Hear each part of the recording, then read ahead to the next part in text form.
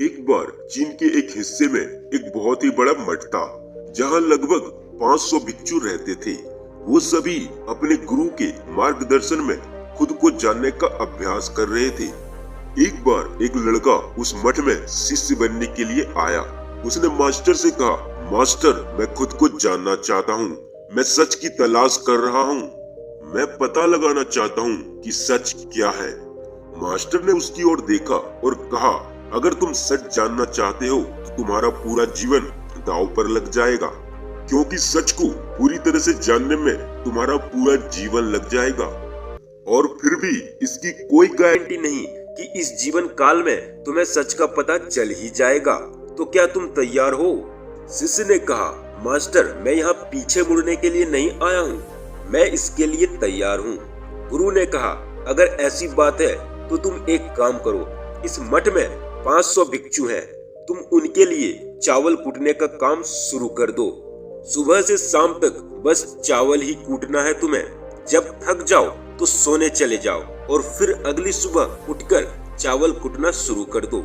इसके अलावा कुछ और मत करना, किसी और भी चीज के बारे में मत सोचना। बस इस रास्ते पर चलते रहना और दोबारा मेरे पास मत आना। जरूरत पड़ने पर मैं खुद तुम्हारे पास आऊंगा। लड़के ने आदेश का पालन करते हुए चावल कूटना शुरू कर दिया। उस मठ में 500 शिष्य थे।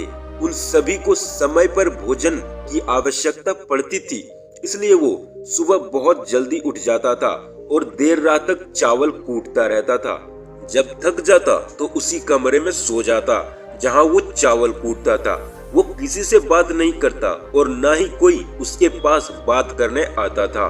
कुछ महीनों तक चावल कूटते हुए उसके मन में पुराने विचार आते रहे, लेकिन जब उन विचारों को कोई नया विषय नहीं मिलता तो वो अपने आप ही मिट गए।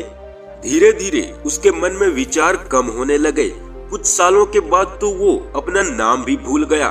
वो हमेशा चुप रहता और विचारहीन अवस्था में बस चावल कूटता रहता।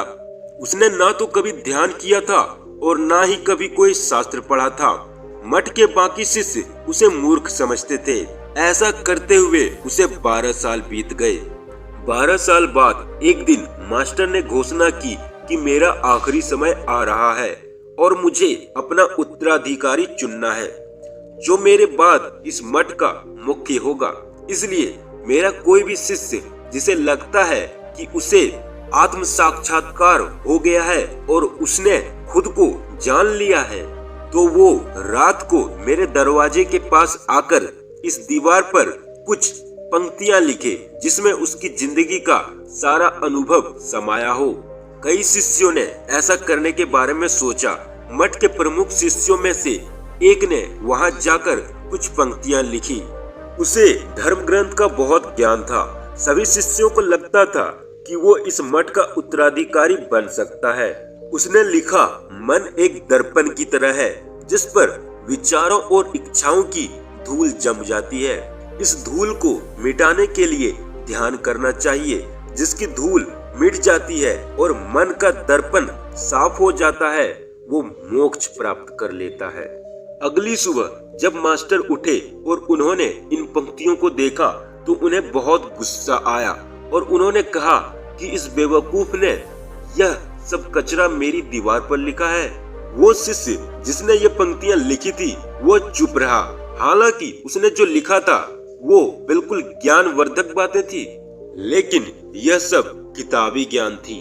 वो शिष्य बहुत ही चालाक था। उसने पंक्तियां लिखी लेकिन नीचे अपना हस्ताक्षर नहीं किया था, क्योंकि वो स्वयं इस बारे में निश्चित नहीं था कि यह सच है, क्योंकि उसे आत्म साक्षात्कार नहीं हुआ था।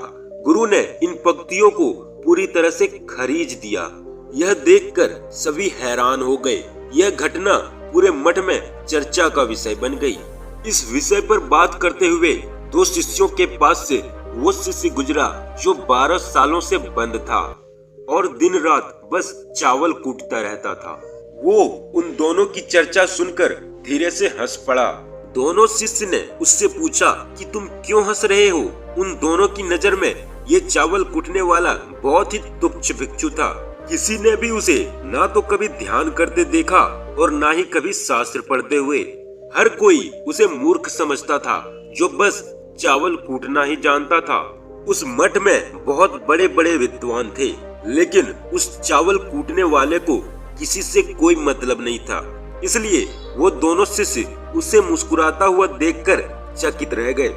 उन्होंने फिर उससे पूछा कि तुम क्यों हंसे? उसने जवाब दिया, मैं इसलिए हंसा क्योंकि मास्टर सही बोल रहे हैं। ये सभी पंक्तियां कचरा है, इन पंक्तियों का कोई मूल्य नहीं है। वो दोनों शिष्य चौंक गए। उन्होंने उससे पूछा कि क्या तुम कुछ ऐसी पंक्तियां लिख सकते हो जो इससे बेहतर हो? चावल पीसने वाले ने जवाब दिया, नहीं, क्योंकि मैं अनपढ़ हूँ, लेकिन हाँ, मैं कुछ ऐसी पंक्तियां कह सकता हूँ, और अगर तुम उन पंक्तियों को लिख सकते हो तो मैं तुम्हारे साथ जाने के लिए तैयार हूँ। उन दोनों शिष्यों ने कहा, ठीक है। वो मास्टर के कमरे के पास गए और चावल कूटने वाले ने कुछ पंक्तियां बोली और दूसरे शिष्य ने उस दीवार पर लिख दिया और उन पंक्तियों के नीचे लिख दिया कि चावल कूटने वाला। उन्हें लगा कि मास्टर इस पर भी गुस्सा करेंगे। जो पंक्तियां उसने लिखने के लिए कहा वो बहुत ही अद्भुत था। वो पंक्तियां थी, मन तो बस एक भ्रम है, ना तो मन है और ना ही मन का कोई दर्पण है, और जब मन ही नहीं है तो धूल कहाँ से ठहरेगी। जो ये जान गया वो सच को जान गया। जब मास्टर ने इन पंक्तियों को देखा तो वो आधी रात को उठे और उस चावल कूटने वाले के पास गए। वो सो रहा था। मास्टर ने उसे जगाया और कहा, ये लो मेरी घड़ी और मेरे वस्त्र, आज से तुम मेरे उत्तराधिकारी हो। अगर हम अपनी जिंदगी में देखें तो पाएंगे कि बहुत सारे लोग सोचते हैं कि ध्यान केवल एक जगह बैठकर आंखें बंद कर कर किया जाता है, लेकिन हकीकत में ऐसा नहीं है। ध्यान तो चलते चलते भी किया जा सकता है। असल में ध्यान करना मतलब किसी भी चीज को पूरे मन से करना। अगर आपको ये बातें अच्छी लगी तो ऐसे ही और बातें जानने के लिए और हमारे चैनल से जुड़े रहने के लिए इस चैनल को सब्सक्राइब करके बेल नोटिफिकेशन दबा लें। तो चलिए फिर मिलते हैं अगले वीडियो में।